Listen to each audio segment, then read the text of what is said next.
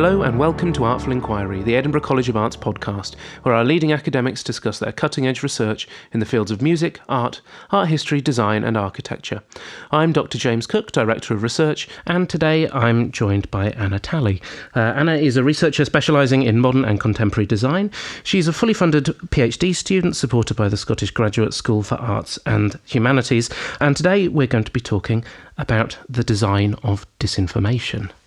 Thank you. My PhD dissertation focuses on the design of, I would say, post-factual news or information disorder over time. And yeah, I'm really excited to talk about it today.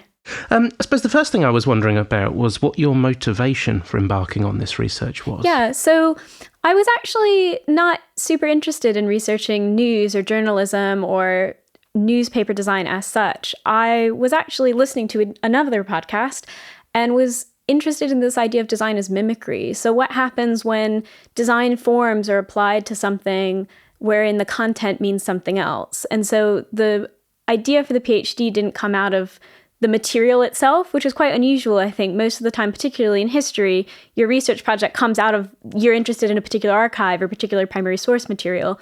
And actually, I was really interested in this idea of like false fronts in design and application of aesthetics. And then information disorder as a topic became the perfect sort of application to that concept. And then the rest of the project sort of grew out from there. And then there's this sort of political element, which I'm sure we'll get into later. And that came out of the fact that I just really love politics. My father actually studied political science, and I spend a lot of time listening to the news and sort of am a bit of a news junkie. So I think that also influenced, I guess, ultimately sort of the kind of material that I ended up working with. So do you think there's a kind of particular urgency there? I suppose we're hurtling towards various elections across various parts of the world at the moment. Do you think there is a kind of urgency in your research at the moment, given current political climates? Absolutely. I think it's kind of a twofold sort of project in the sense that yes, I think there's absolutely political urgency in the project in both the material that it researches, which is political communication, and sort of looking at the impact of new technologies and ways of distributing news and sort of the digital element. But that said, I think there is this sort of evergreen part of the project as well, where it's looking at the impact of technology, right, on communication. And this is something that people have looked at in design for ages, and sort of even going back to the impact of the printing press, for example.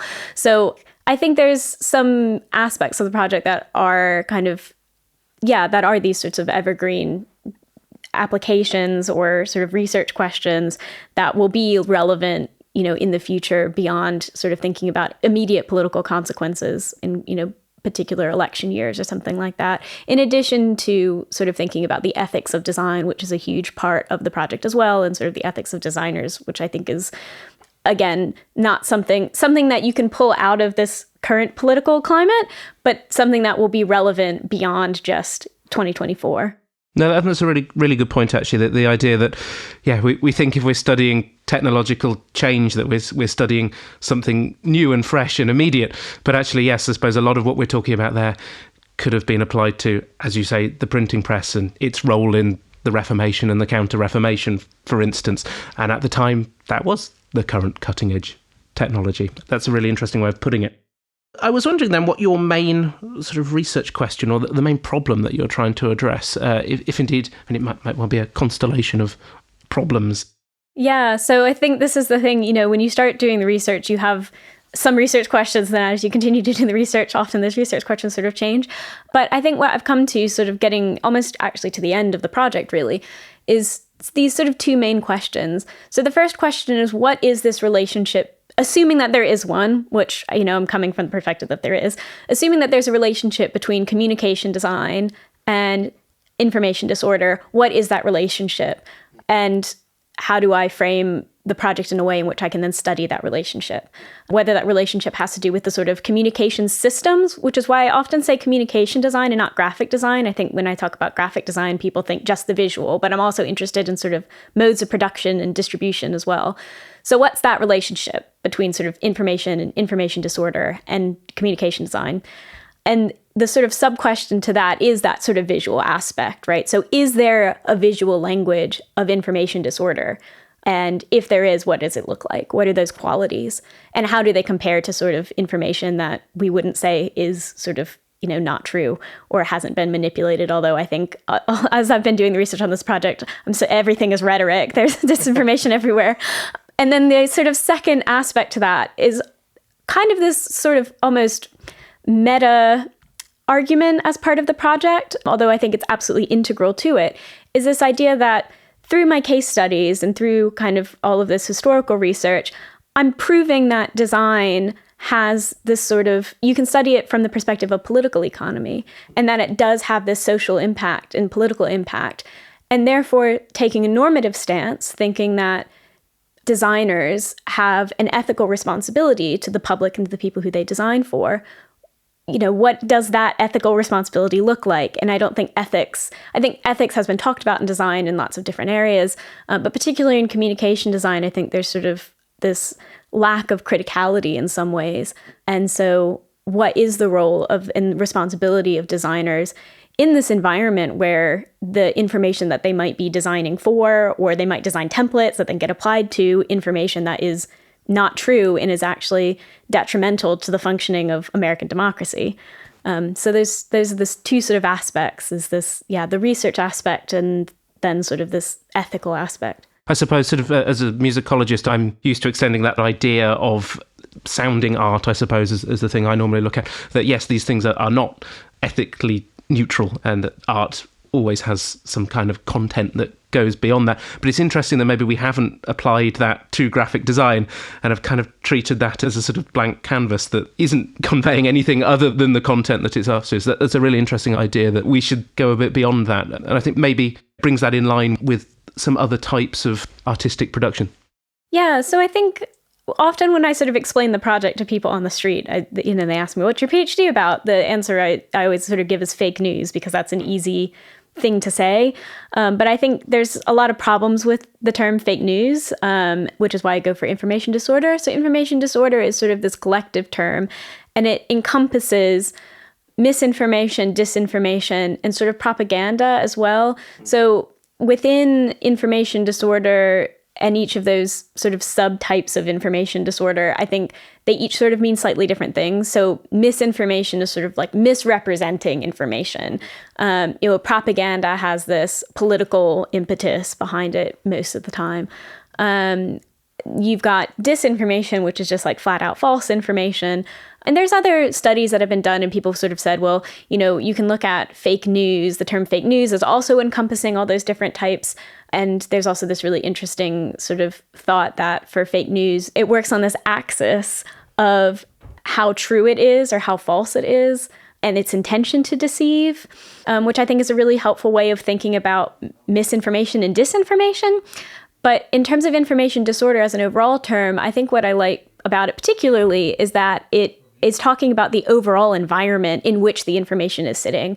So I'm quite interested in, the production and the mediation of information and sort of this entire media sphere in which information disorder sort of sits, and the information within that media sphere and how it's affected. And I think information disorder is a really useful term where it's not just talking about the information and the content as such, it's talking about the environment that is creating that, because I sort of see it as much of a visual and textual rhetoric as the information as it is. Okay, yeah, so you're interested in understanding the full context that helps to perpetuate this and give it life, as well as the information and the visual codes that are then used to convey that. Exactly. The other thing I was really interested in here is that historical angle. I suppose I've tended to think, as I suppose many people have, that fake news is a new thing, or at least that it's accelerating. I heard it described as death of the Enlightenment concept. Truth no longer matters. We're not searching for meaning anymore. And there's a lot of fairly apocalyptic language about this, possibly rightly or wrongly. But I was really interested that you do look back as well, and you look at 19th century newspapers. How much of this is the same then? Are we just doing the same thing with different technology? I mean, I think there's two kind of parts to that question. I'm also trained as a design historian, and so I'm quite interested in these sorts of diachronic studies. I don't really think whenever we look at some sort of contemporary phenomena, there's probably a much longer history to that phenomena, especially when the rhetoric around it is, oh my God, this has never been done before. So I was quite interested in sort of thinking about, well, where did this come from, really? And I think you can look back to the 19th century or even before, and you can kind of pick up like isolated examples of sort of disinformation or sort of hoaxes and things like that, particularly out of the 19th century, sort of like these new daily newspapers or, kind of it's pre-tabloids, but getting into what would then become the tabloid. But I think the starting point for my thesis is really these two newspapers in New York in the late 1890s that are historically kind of pinpointed as the beginning of what people call yellow journalism or sensationalism.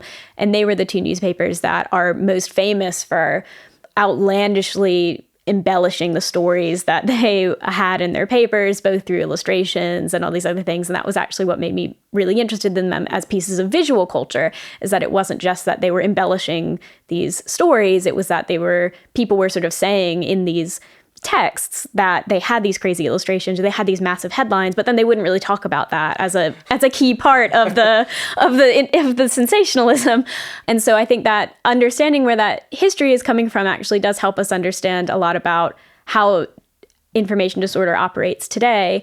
The visual cues are very different, but also there are still some similarities that sort of pull through. But I think it tells us a lot more also about sort of the differences in terms of scale of production, for example, or the ongoing commercialization, particularly in an American context, the commercialization of news and the lack of sort of public broadcasting, and how that has also affected news over the 20th century, essentially. But then I also think, just picking up on something else you said, this idea of truth is really slippery. And I think it's something that I don't avoid in my own research, but I ask people to think really carefully what they mean when they say truth, because, Hannah Arendt has this idea of sort of like factual truth, and that society should be based off of sort of rational deliberation based on factual truths. But what does that really mean? There's a media theorist who works for NPR. She's also a reporter named Brooke Gladstone, and she sort of talks about how, again, sort of all truth is rhetoric. Truth is sort of what happens when I think she says, when we marinate it with our experience and our own perspective. So I'd be really cautious to sort of say that truth has disappeared or we live in like a post-truth world, because I don't think we've ever really been post-truth. We were never truth to begin with. One thing you mentioned there that I'd like to look at a little bit more was how these strategies have maybe changed a bit, maybe stayed the same. I was wondering if you could maybe give us a good example of this. I mean, whether that's a historical one or one from the modern day, or indeed both. I think it might really help the listener to get a sense of what this looks like in the wild. These might be things that they've spotted themselves and sort of haven't realised were disinformation, for instance. I guess starting with sort of a 19th century example, for instance, in the late 19th century, there was the Spanish-American War, and the New York World and the New York Journal, which were these two newspapers, were having this big circulation war. Like, they really wanted to get as many people as possible reading the newspapers. And so this is like a very common example of sort of sensationalism in the late 19th century.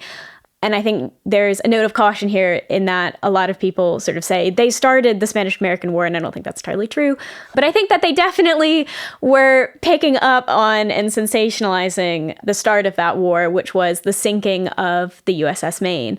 And you're walking down the street, you see these newspapers. Newspapers were folded on newsstands. So what's really interesting about 19th century newspapers, and these ones in particular, is that the craziest headlines, the boldest text, the biggest images always appear above the fold, because that's how you would have seen it folded up on the street. And these newspapers typically use sort of sans serif types, and they would have cross-banner headlines. So the headlines would be, a couple lines long, and they'd extend across the entire top of the newspaper. Then you'd usually have some giant illustration, and sometimes it would be really interesting, because some of these illustrations would say, like, from a photograph, but there is still an illustration, right? So you're sort of getting this overemphasized bits of it, where something like looks exploded, or you would have these sort of images of the USS Maine where you could see sort of part of it above water and part of it underwater. And you'd have things for scale. And so I think what is interesting about these 19th century ones is that they're not as guilty of disinformation as sort of some of the other examples that I look at in the 21st century. What these newspapers are really doing is playing up this idea of a dramatic event by using these extremely dramatic illustrations. Or often what they'll do, and what happened later with the Spanish-American War, is that you'd see a lot of these motifs of American flags paired with this nationalist rhetoric, essentially, because it was all part of this neo-colonial project of trying to expand American territory, essentially. So you'd see these American flags show up, and they'd be in color, which was very unusual at the time. So it was something that was super interesting about these two newspapers, is that they were sort of the beginning of color printing in newspapers, and traditional newspapers wouldn't touch it. I mean, the New York Times didn't print in color until the late 20th century. So, they were using color to attract these audiences and these massive illustrations that they could now newly print because they were no longer restricted by sort of typical woodblock printing that they used to have for newspapers. Now they could roll it off, as they would, like the text almost. So color and big illustrations and these giant headlines and these sorts of motifs, like visual motifs and symbols that people could pick up on, were quite common, particularly around things like stories around American expansionism or something like the Spanish-American War.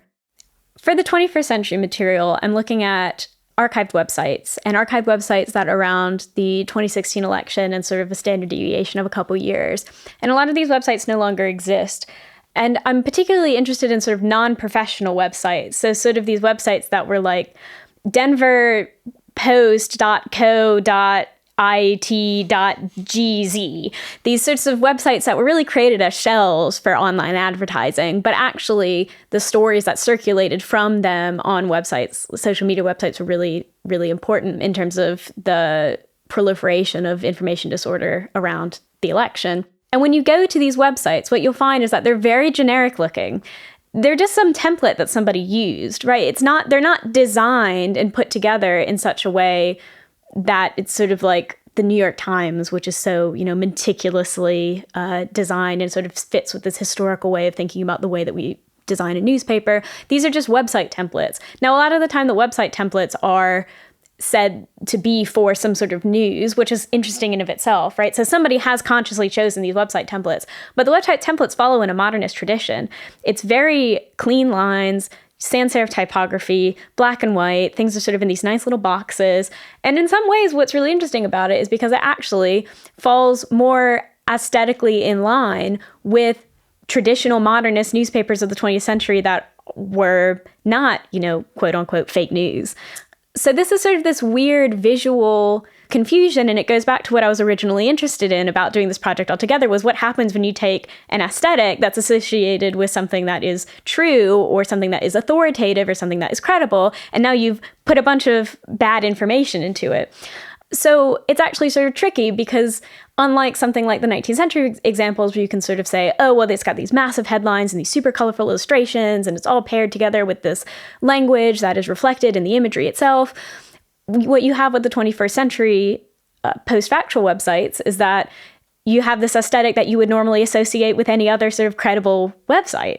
There are a few things that I've started to pick up on, in doing the research. And one of the most kind of prominent ones is photographs and the use of photographs. And they sort of tend to use photographs in two ways. So one way is that they'll use photographs that are actually quite vague and then pair it with this language that says American invasion of, whatever, or Russia invades Ukraine. And then it's this sort of image of soldiers or sort of silhouettes of soldiers, and it's sort of like orange in the background, but it doesn't actually like give you any idea of whether or not that photograph actually is associated with the subject of the news story. And it's not really captioned in such a way that you can figure out where the image ever really came from. And then the other thing with these images is often if they're of politicians, it'll be sort of like the weirdest, worst image of that politician ever to be taken. So it'll be like the exact opposite of like, your staff photograph or like a press photograph of that politician. It's sort of like they're usually making some weird face or like looking very angry or very sinister. And it's always paired again with this sort of sensational language. And I think like that is one of the ways that I can almost always tell that something is coming from one of these websites, is because they're never going to pick the most flattering image of somebody or even the most descriptive image. It's going to be an image that elicits either this sort of confusion or sort of gives this gap for people to make up what the context is around that story, or it's this image that has this immediate emotional appeal to it because you're sort of disgusted or you're scared or, oh, I always thought they were like that because they look, so sinister in this image. This use of images between the two is one of these sort of similarities, but the overall design actually and this imposition of these modernist forms is very different. Do you think then that the sort of strategies there are in marked distinction to the sort of more mainstream media outlets at the moment? Or are they trying to sort of ape that to a degree just with more sensationalist headlines and more ridiculous imagery? So I guess there's two things. One thing is that the modernist tradition in design is extremely prevalent in almost every area of graphic design. So you see it in newspapers, you see it in posters, you see it in all kinds of stuff. So I would say that the use of these sort of news templates by post-factual websites, they're not doing it consciously. They're not saying, oh, I want to look like this particular news website. They're just going to pick a template that says it's for news and it's following in this modernist tradition. So you start to see these sort of similarities because of the way in which web design and graphic design has developed over the 20th century and sort of privileging modernism. The other thing, though, is that you actually do have what I call in my research these sorts of post-factual news websites that are imposter websites. So they actually are like, it's cbs.co.gzz. And that website is actually mimicking a real news website, and they will kind of copy the logo or try to copy the way that website looks. But that's only a small subset, I think, of the overall environment of these sorts of post-factual websites. Yeah, I think I've certainly seen that with often things that take BBC News, for instance, which I suppose suggests that is still a sort of relatively trusted news source, but overlays the famous logo on something, which, turns out to be complete nonsense. But I suppose even that's quite interesting. A lot of these places, I suppose, are lampooning the mainstream media as biased or whatever, but then also sometimes trying to look like them to sort of steal some of their cultural cachet. We've probably got a fairly decent sense now of how to kind of spot these things, or at least some of the strategies we might get, which is very useful. I was wondering what you would think of as your most important find so far.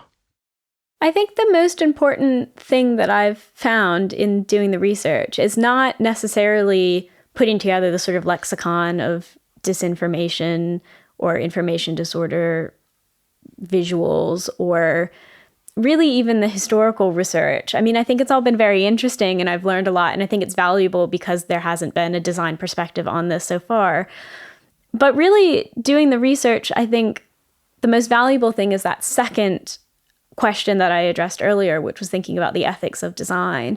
And in doing the project and thinking about how I'm framing the research in terms of looking at design through its impact on potentially the political environment or its impact on the social environment and its impact on the way that information is exchanged, and figuring out ways to push that importance in framing it as an ethical issue. I think that's been the most important thing, because I think that is something that I can now apply to other research projects, beyond something that is about information disorder, sort of thinking about, well, now what is design's role and what are the ethical responsibilities around communication design, and thinking about communication design around the environment, for example. So figuring out that framing, sort of its political and social and economic impact and where design sits in that, has been extremely valuable for me as a researcher, and particularly as a researcher who sees her research as being impactful for the field of design. And how do you then underscore the importance of design in affecting sort of society as a whole? And I think that's something that any other researcher or other researchers might see that as quite obvious, or like it's sort of inherent, like you think about it, you're like, oh, well, obviously like graphic design is important to society. But actually coming to that realization through doing the sort of research and actually seeing like how important it is and how sort of understudied it is, that to me has been the most valuable thing in doing the project. There is certainly something important there to be said, that we kind of all have a part to play in the way that democracy functions and in the way that information and understanding about the world functions. And I suppose that sometimes people push against that idea and suggest that we should somehow do things in a disinterested state, which I think what your work has shown is that's impossible. So it's important to understand the degree to which these things do actually frame the way society deals with this. You mentioned there impact and your work having impact. So I was just wondering what you think is likely to be the sort of biggest impact that your work has on the non-academic world. So I see the project having impact in 3 different areas, which roughly follow the 3 different threads of the project itself. And these are political science and sort of political studies, journalism, and design. So for the media studies and the journalism side, I see the project as having this impact in existing studies in nonprofits and research that's going on in journalism and in politics and in policy around the issue. So a lot of these studies don't address design at all in the way that they think about information disorder. And so I see the outcomes of my project as sort of saying, look, here's where design is important in this issue. How can you incorporate design in maybe to some of the policies that you're creating, or the way that you think about the way in which this circulates, or sort of even the visuality of this. So I see it impacting in those 2 fields in more of, I guess, a research-centered way. Although ideally, it would be great to sort of see these sorts of policies that are coming out in terms of information disorder somehow actually, incorporating design, which would be very, very cool. But the other way that I see it impacting is in design practice, really. And again, it goes back to that issue of ethics and thinking about, well, how do we incorporate ethics perhaps more strongly in the pedagogy of communication design? So you've talked a little bit about the importance of context here, and I suppose maybe it's worth us delving a little bit further into that and seeing what it is that's leading to these kind of fake news stories, this kind of disinformation space. Do you see that as something to do with declining role of trusted institutions? We see a lot of lampooning of the mainstream media, for instance, suggestions that they are trying to create some kind of political hegemony or something like that, or pandering to particular special interests. You see accusations from the opposite side about other things, but there certainly does seem to be, I suppose, some distrust there. Do you think it's more to do with the broader media landscape? Is it just a factor of capitalism, essentially, that all of this is just to do with marketing and sort of who's paying the piper? Yes. So yes to the second one. I think there is a declining trust in sort of mainstream institutions, both news institutions and also sort of academic institutions. You know, there's this sort of crisis of experts and people not trusting experts in air quotes.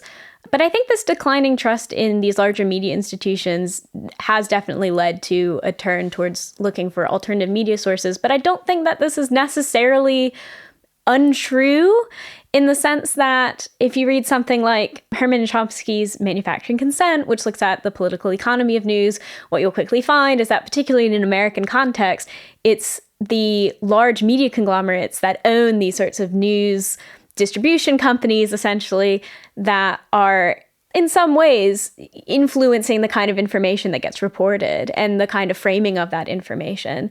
So I think people have every right to be skeptical of these mainstream institutions that are presenting information to them, because often it is done in a way that is motivated or that is skewed towards their shareholders or their owners or things like that. But I actually think that this is also where design can intervene, in the sense that with the decline of trust in these sort of top-down models of news and information distribution, there's an opportunity here to create models that are more deliberative. And this is exactly what Habermas talks about in the public space and thinking about deliberative democracies. And so how do we create a media landscape and an information landscape that actually supports that sort of deliberation? Because I think also part of the other problem is that it helps, and it's like any sort of thing with psychology, people are more likely to believe something that they come to themselves. And so creating a space for deliberation around information where people can bring their own personal contexts, but be able to frame it in such a way that you come to a more collective understanding and sort of compromise on information. And that's really a lot of what democracy is, and it's all about compromise. And so how can design, in the ashes of this failing top-down model of information distribution, come up with sort of these more collective and deliberative ways of distributing information and allowing response for that information from the public? So as a sort of a space where you can think critically about what you're receiving, but in which somehow society is able to find some sort of consensus on how to move forward. I suppose that often feels like what we're missing in the current information space. You sort of struggle to find a way in which sort of parties within an ongoing discussion, probably discussion is putting that mildly, struggle to find any agreed shared ground, and it becomes very hard to see how society can move that debate forward. Exactly. And I think, and I'm speaking in quite vague terms here because I don't really know what that looks like. Completely changing the structure of the way in which information is distributed is, I think you sort of see that with the internet in the 90s. Sort of suddenly you have this rhizomatic way of structuring information and things are quite, linked to each other. And suddenly you have this huge explosion in the amount of information that's circulating.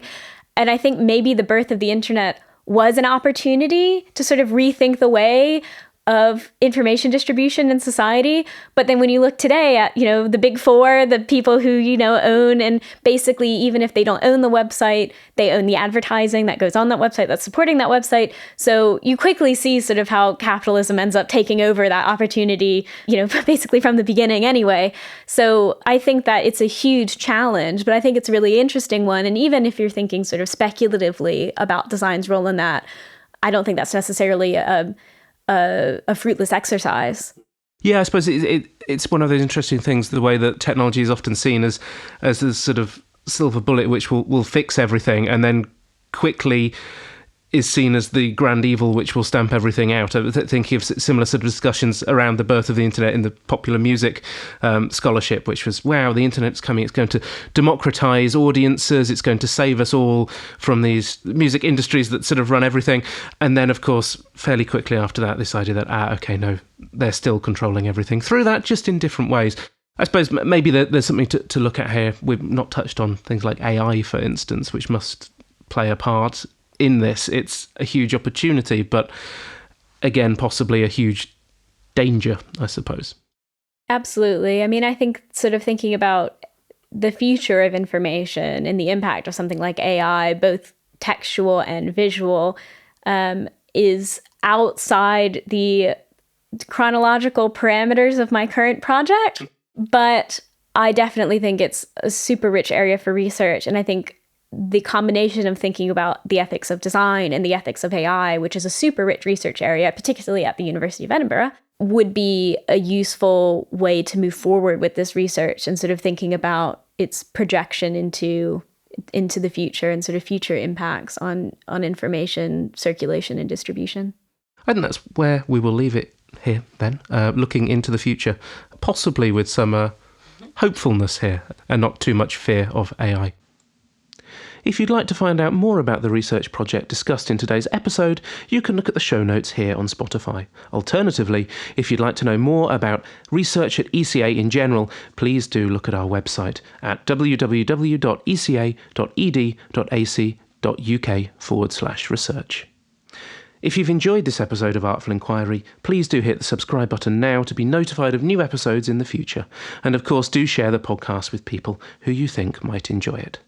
All that remains is for me to thank our guest this week, Anna Talley, and of course you, our listeners. Next week we'll be talking to Dr. Penny Travlu about decolonising the city.